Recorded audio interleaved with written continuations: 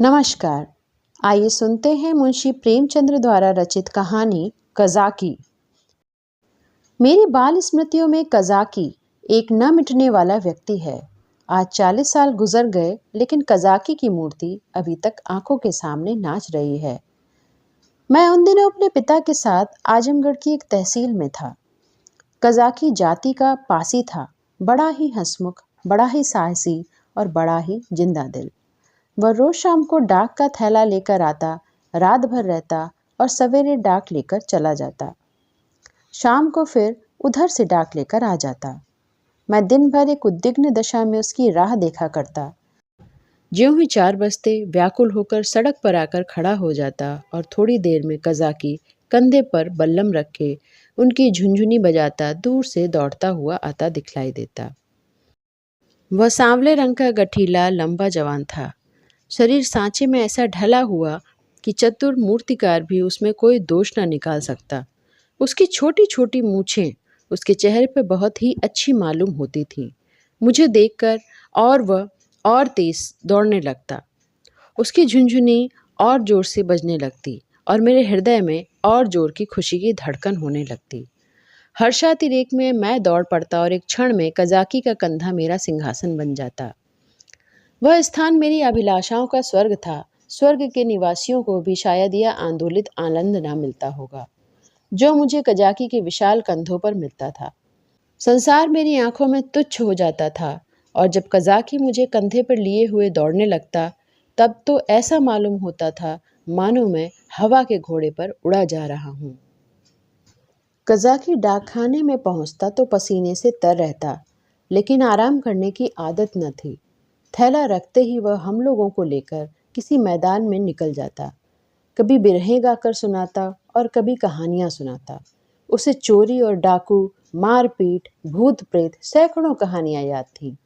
मैं ये कहानियां सुनकर विस्मयपूर्ण आनंद में मग्न हो जाता था। उसकी कहानियों के चोर और डाकू योद्धा होते थे जो अमीरों को लूटकर दीन दुखी प्राणियों का पालन करते थे। मुझे उन पर घृणा के बदले श्रद्धा होती थी। एक दिन कज़ाकी को डाक का थैला लेकर आने में देर हो गई। सूर्यास्त हो गया और वह दिखलाई न दिया। मैं खोया हुआ सड़क पर दूर तक आंखें फाड़ फाड़ कर देखता रहा, पर वह परिचित रेखा दिखलाई न पड़ती थी। कान लगाकर सुनता था, झुनझुन की वह आमोदमय ध्वनि सुनाई देती थी। प्रकाश के साथ मेरी आशा भी मलिन होती जाती थी। उधर से किसी को आते देखता तो पूछता, कज़ाकी आता है? पर कोई सुनता ही न था या केवल सिर हिला देता था। सहसा झुनझुन की आवाज कानों में आई। मुझे अंधेरे में चारों ओर भूत ही दिखलाई देते थे। यहाँ तक कि माताजी के कमरे में ताक पर रखी हुई मिठाई भी अंधेरा हो जाने के बाद मेरे लिए त्याज्य हो जाती थी। लेकिन वह आवाज सुनते ही मैं उसकी तरफ जोर से दौड़ा। हाँ, वह कज़ाकी ही था। उसके देखते ही मेरी विकलता क्रोध में बदल गई। मैं उसे मारने लगा, फिर रूठ करके अलग खड़ा हो गया। कज़ाकी ने हंसकर कहा, मारोगे तो मैं एक चीज़ लाया हूँ, वह न दूंगा। मैंने साहस करके कहा, जाओ मत देना, मैं लूंगा ही नहीं। कज़ाकी, अभी दिखा दूं तो दौड़कर गोद में उठा लोगे। मैंने पिघल कर कहा, अच्छा दिखा दो। कज़ाकी, तो आकर मेरे कंधे पर बैठ जाओ, भाग चलूं, आज बहुत देर हो गई है, बाबूजी बिगड़ रहे होंगे। मैंने अकड़ कर कहा, पहले दिखा। मेरी विजय हुई। अगर कज़ाकी को देर का डर न होता तो वह 1 मिनट भी और रुक गया तो शायद पासा पलट जाता। उसने कोई चीज़ दिखलाई जिसे वह एक हाथ में छाती से चिपटाए हुए था। लंबा मुंह था और 2 आंखें चमक रही थी। मैंने दौड़कर उसे कज़ाकी की गोद से उठा लिया। वह हिरन का बच्चा था। आह, मेरी उस खुशी का कौन अनुमान करेगा। तब से कठिन परीक्षाएं पास की, अच्छा पद भी पाया, राय बहादुर भी हुआ, पर वह खुशी फिर ना हासिल हुई। मैं उसे गोद में लिए उसके कोमल स्पर्श का आनंद उठाता घर की ओर दौड़ा। कज़ाकी को आने में क्यों इतनी देर हुई इसका ख्याल ही न रहा। मैंने पूछा, यह कहाँ मिला कज़ाकी? कज़ाकी बोला, भैया, यहाँ से थोड़ी दूर एक छोटा सा जंगल है, उसमें बहुत से हिरन हैं। मेरा बहुत जी चाहता था कि कोई बच्चा मिल जाए तो तुम्हें दूं। आज का यह बच्चा हिरनों के झुंड के साथ दिखलाई दिया। मैं झुंड की ओर दौड़ा तो सब के सब भागे। यह बच्चा भी भागा, लेकिन मैंने पीछा न छोड़ा और हिरन तो बहुत दूर निकल गए, यही पीछे रह गया। मैंने इसे पकड़ लिया, इसी से इतनी देर हुई। यूं बातें करते हुए हम दोनों डाकखाने पहुंचे।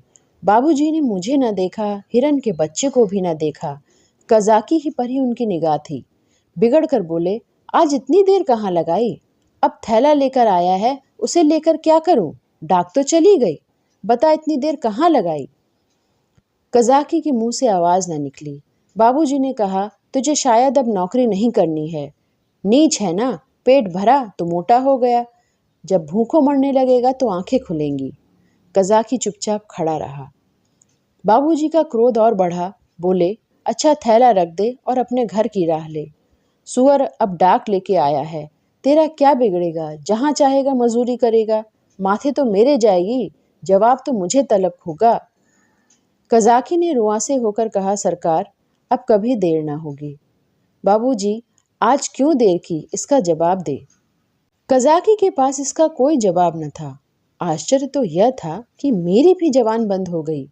बाबूजी बड़े गुस्सेवर थे, उन्हें काम बहुत करना पड़ता था, इसी से बात बात पर झुंझला जाते थे। मैं तो उनके सामने कभी जाता ही न था, वह भी मुझे कभी प्यार न करते थे।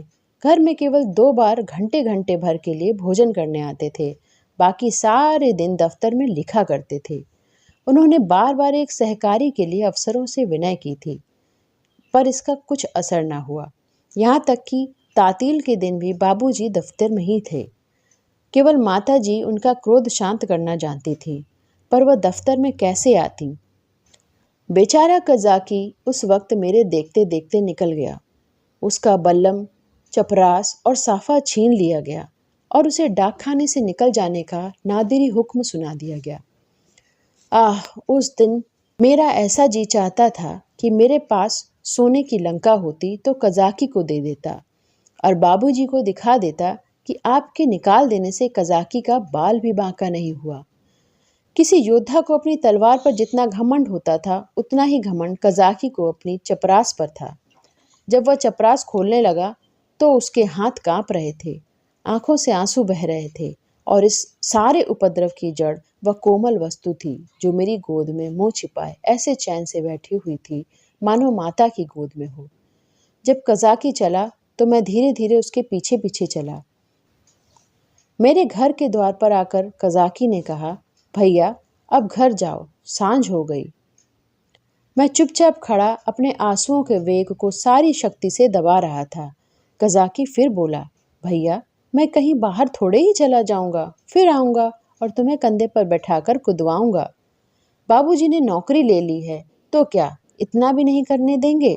तुमको छोड़कर मैं कहीं न जाऊंगा भैया। जाकर अम्मा से कह दो कजाकी जाता है, उसका कहा सुना माफ करें। मैं दौड़ा हुआ घर आया, लेकिन अम्मा जी से कुछ कहने के बदले बिलख बिलख कर रोने लगा। अम्मा जी रसोई से बाहर निकल पूछने लगी, क्या हुआ बेटा, किसने मारा? बाबूजी ने कुछ कहा है? अच्छा रह तो जाओ, आज घर आते हैं तो पूछती हूँ, जब देखो मेरे लड़के को मारा करते हैं। चुप रहो बेटा, अब तुम उनके पास कभी मत जाना। मैंने बड़ी मुश्किल से आवाज़ संभाल कर कहा, कजाकी। अम्मा ने समझा कजाकी ने मारा है। बोली, आने दो कजाकी को, देखो खड़े खड़े निकलवा देती हूँ। कारा होकर मेरे राजा बेटा को मारे, आज ही तो साफा बल्लम सब छिनवाए लेती हूँ। वाह। मैंने जल्दी से कहा, नहीं कजाकी ने नहीं मारा, बाबूजी ने उसे निकाल दिया और उसका साफा बल्लम छीन लिया, चपरास भी ले लिया। अम्मा, यह तुम्हारे बाबूजी ने बहुत बुरा किया, वह बेचारा अपने काम में इतना चौकस रहता है, फिर उसे क्यों निकाल दिया? मैंने कहा, आज उसे देर हो गई थी। यह कहकर मैंने हिरन के बच्चे को गोद से उतार दिया। घर में उसके भाग जाने का भय न था। अब तक अम्मा की निगाह भी उस पर न पड़ी थी। उसे फुदकते देखकर वह सहसा चौंक पड़ी और लपक कर मेरा हाथ पकड़ लिया कि कहीं वह भयंकर जीव मुझे काट न खाए। मैं कहाँ तो फूट फूट कर रो रहा था और अम्मा की घबराहट देखकर खिलखिला कर हंस पड़ा। अम्मा, अरे यह तो हिरन का बच्चा है, कहाँ मिला?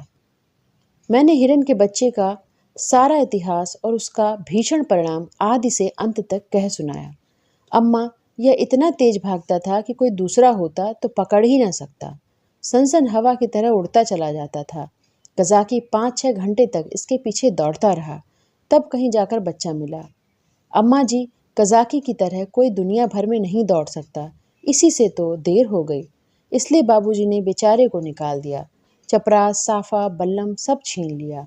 अब बेचारा क्या करेगा, भूखों मर जाएगा। अम्मा ने पूछा, बाहर तो खड़ा है, कहता था अम्मा जी से मेरा कहा सुना माफ़ करवा देना। अब तक अम्मा जी मेरे वृत्तांत को दिल्लगी समझ रही थीं। शायद वह समझती थीं कि बाबूजी ने कज़ाकी को डांटा होगा। लेकिन मेरा अंतिम वाक्य सुनकर संशय हुआ कि सचमुच तो कज़ाकी की बर्खास्त नहीं कर दिया गया। बाहर आकर कज़ाकी कज़ाकी पुकारने लगी, पर कज़ाकी का कहीं पता न था। मैंने बार बार पुकारा, लेकिन कज़ाकी वहाँ न था। खाना तो मैंने खा लिया, बच्चे शौक में खाना नहीं छोड़ते, खासकर जब रबड़ी भी सामने हो। मगर रात को ये बात तब पड़े सोचता रहा, मेरे पास रुपए होते तो 1 लाख रुपए कज़ाकी को दे देता और कहता, बाबूजी से कभी मत बोलना, बेचारा भूखों मर जाएगा, देखो कल आता है कि नहीं। अब क्या करेगा आकर, मगर आने को कह गया है, मैं कल उसे अपने साथ खाना खिलाऊंगा। यही हवाई किले बनाते बनाते मुझे नींद आ गई। दूसरे दिन मैं दिन भर अपने हिरन के बच्चे के सेवा सत्कार में व्यस्त रहा। पहले उसका नामकरण संस्कार हुआ, मुन्नू नाम रखा गया। फिर मैंने उसका अपने सब हमजोलियों और सहपाठियों से परिचय कराया। दिन ही भर में वह मुझे इतना हिल गया कि मेरे पीछे पीछे दौड़ने लगा। इतनी ही देर में मैंने उसे अपने जीवन का एक महत्वपूर्ण स्थान दे दिया। अपने भविष्य में बनाने वाले विशाल भवन में उसके लिए अलग कमरा बनाने का भी निश्चय कर लिया। चारपाई, सैर करने की फिटन आदि का भी आयोजन कर लिया।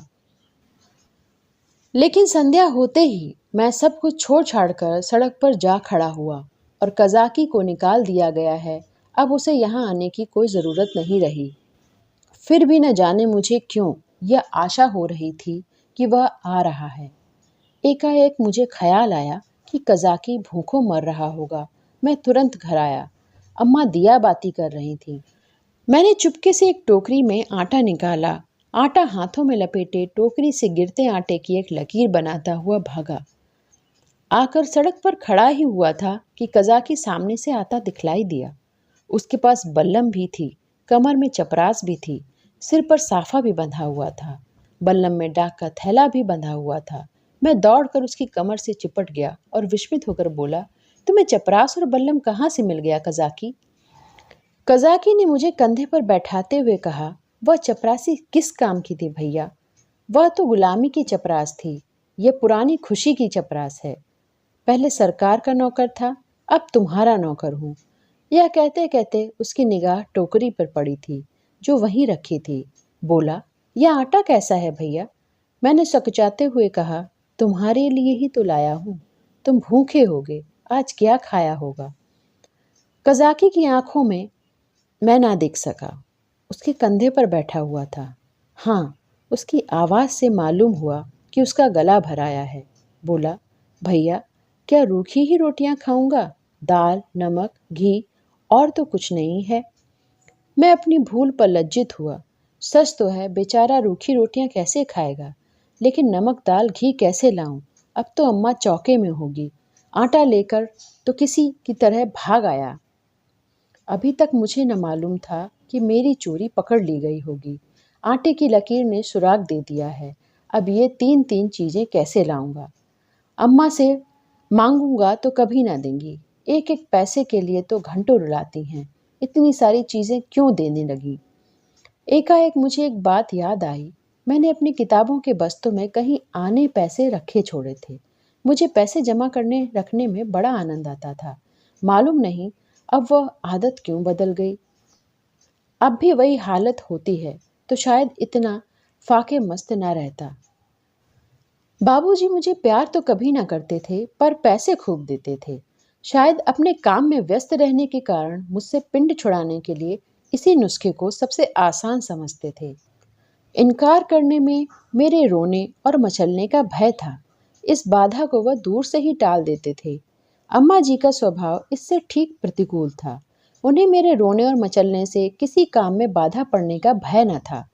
आदमी लेटे लेटे दिन भर रोना सुन सकता है, हिसाब लगाते हुए जोर की आवाज से ध्यान बढ़ जाता है। अम्मा मुझे प्यार तो बहुत करती थी, पर पैसे का नाम सुनते ही उनकी त्योरियां बदल जाती थी। मेरे पास किताबें न थीं।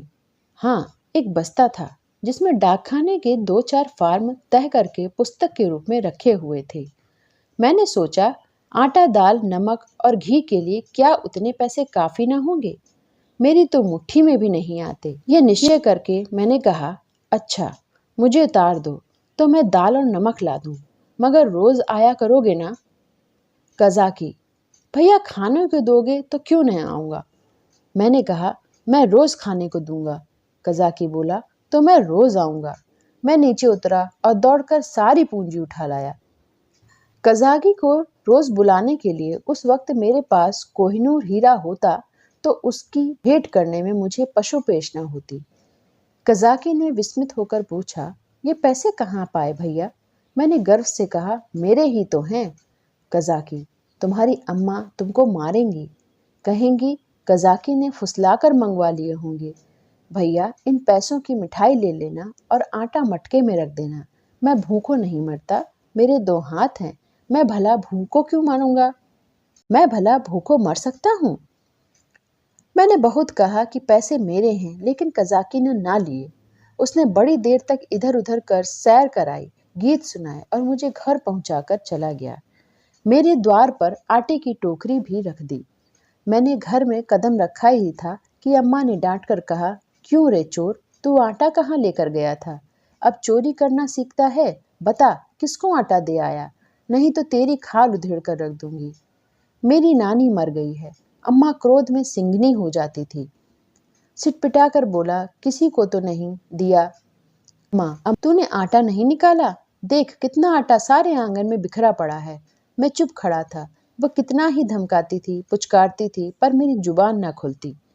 आने वाली विपत्ति के भय से प्राण सूख रहे थे। यहाँ तक कि यह भी कहने की हिम्मत न पड़ती थी कि बिगड़ती क्यों हो, आटा तो द्वार पर रखा हुआ है और ना उठाकर लाते ही बनता था। मानो क्रिया शक्ति ही लुप्त हो गई हो, मानो पैरों में हिलने का सामर्थ्य ही नहीं। सहसा कज़ाकी ने पुकारा, बहू जी, आटा द्वार पर रखा हुआ है, भैया मुझे देने को ले गए थे। यह सुनते ही अम्मा द्वार की ओर चली गईं। कज़ाकी से वो पर्दा न करती थी। उन्होंने कज़ाकी से कोई बात की या नहीं, यह तो मैं नहीं जानता, लेकिन अम्मा जी खाली टोकरी के लिए हुए घर आईं। फिर कोठरी में जाकर संदूक से कुछ निकाला और द्वार की ओर गईं। मैंने देखा उनकी मुट्ठी बंद थी। अब मुझसे वहां खड़े न रहा गया। अम्मा जी के पीछे पीछे मैं भी गया।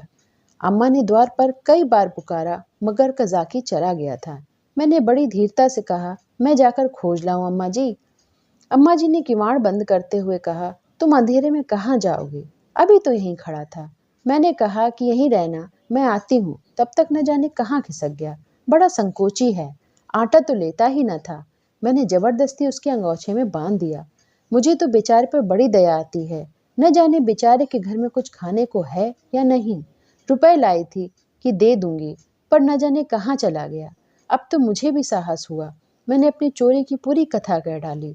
बच्चों के साथ समझदार बच्चे बनकर माँ बाप उन पर जितना असर डाल सकते हैं, जितनी शिक्षा दे सकते हैं, उतने बूढ़े बनकर नहीं। अम्मा जी ने कहा, तुमने मुझसे पूछा क्यों नहीं? क्या मैं कज़ाकी को थोड़ा आटा ना देती? मैंने उसका उत्तर न दिया। दिल में कहा, इस वक्त तुम्हें कज़ाकी पर दया आ गई है, जो चाहे दे डालो, लेकिन मैं मांगता तो मारने दौड़ती। हाँ, यह सोचकर चित्त प्रसन्न हुआ कि अब कज़ाकी भूखों ना मरेगा। अम्मा जी ने उसे रोज खाने को देंगी और वो रोज मेरे कंधे पर बिठाकर सैर कराएगा। दूसरे दिन मैं दिन भर मुन्नू के साथ खेलता रहा। शाम को सड़क पर जाकर खड़ा हो गया, मगर अंधेरा हो गया और कज़ाकी का कहीं पता नहीं। दिए जल गए, रास्ते में सन्नाटा छा गया, पर कज़ाकी न आया। मैं रोता हुआ घर आया। अम्मा जी ने पूछा, क्यों रोते हो बेटा, कज़ाकी नहीं आया?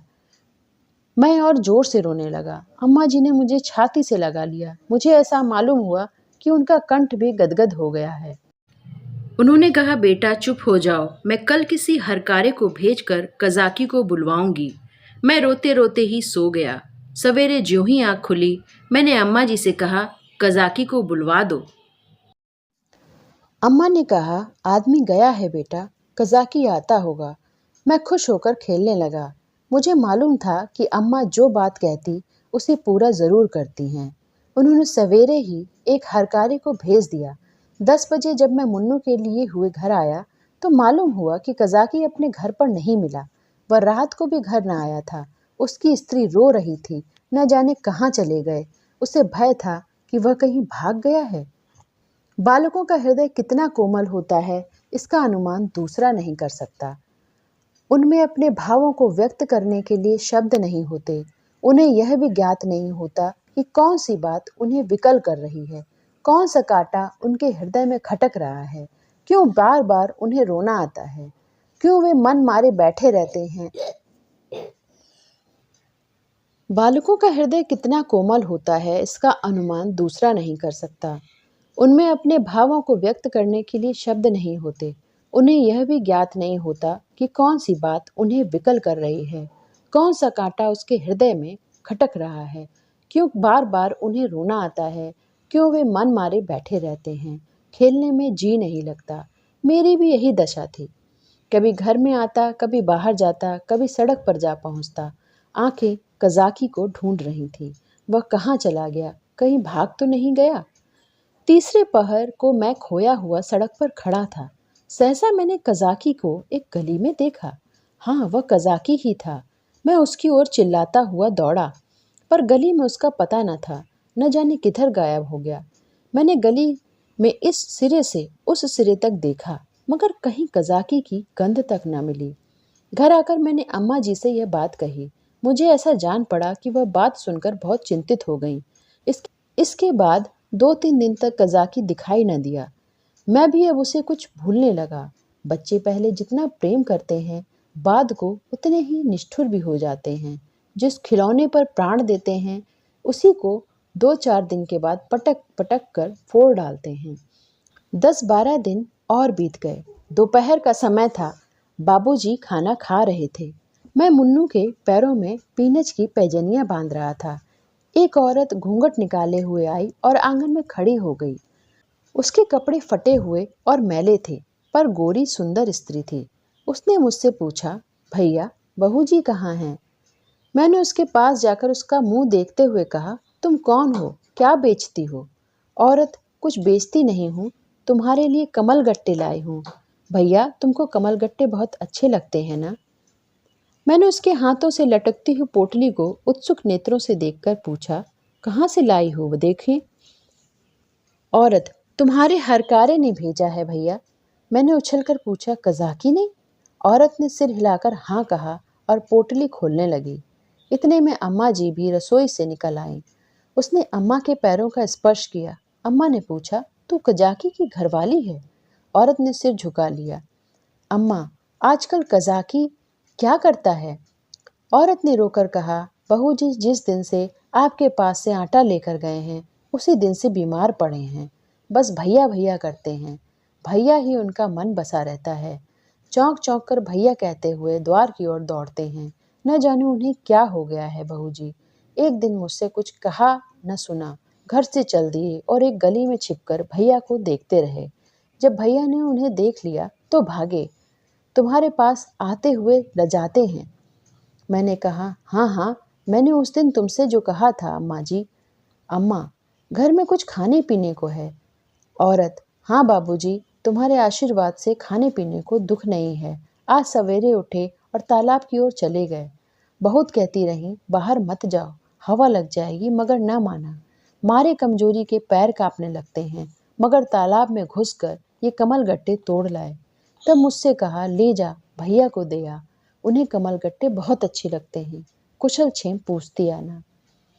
मैंने पोटली से कमल गट्टे निकाल लिए थे और मजे से चख रहा था। अम्मा ने बहुत आंखें दिखाई, मगर यहाँ इतना सब्र कहाँ। अम्मा ने कहा, कह देना सब कुशल है। मैंने कहा, यह भी कह देना कि भैया ने बुलाया है।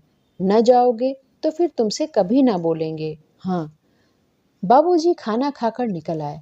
तौलिए से हाथ मुंह पोंछते हुए बोले, और यह भी कह देना कि साहब ने तुमको बहाल कर दिया है।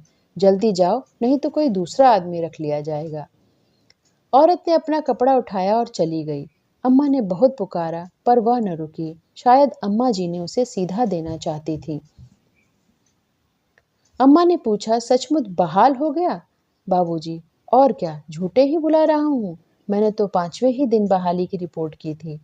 अम्मा, यह तुमने बहुत अच्छा किया। बाबूजी, उसकी बीमारी की यही दवा है।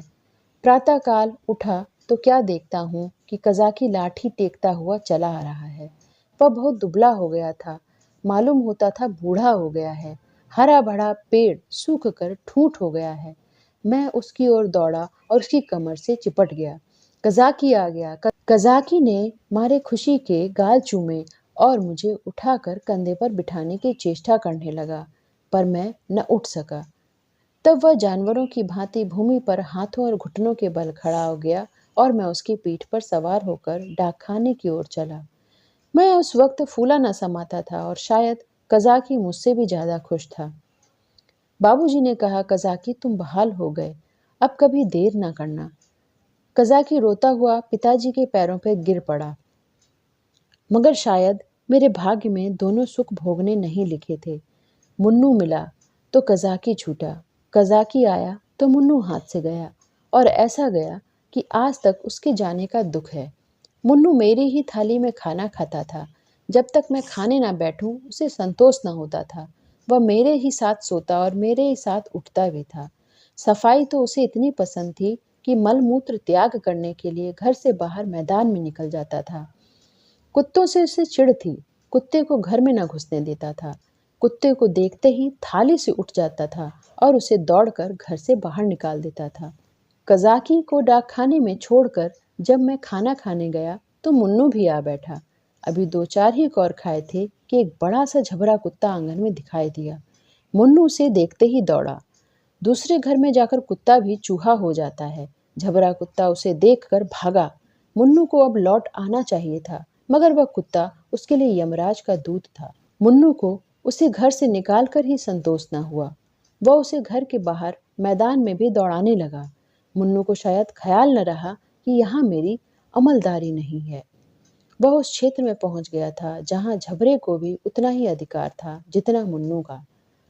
मुन्नू कुत्तों को भगाते भगाते कदाचित अपने बाहुबल पर घमंड करने लगा था।